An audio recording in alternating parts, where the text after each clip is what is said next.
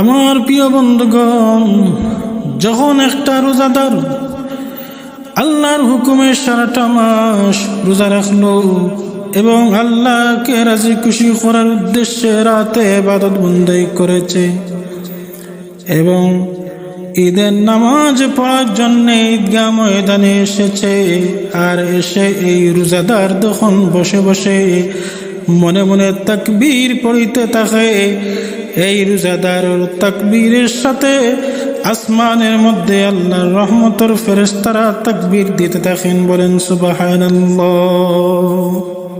আল্লাহ পাক রব্বুল আলামিনের ডাক দিয়া বলে, হে ফেরেশতারা, তোমরা কেন তাকবীর দাও?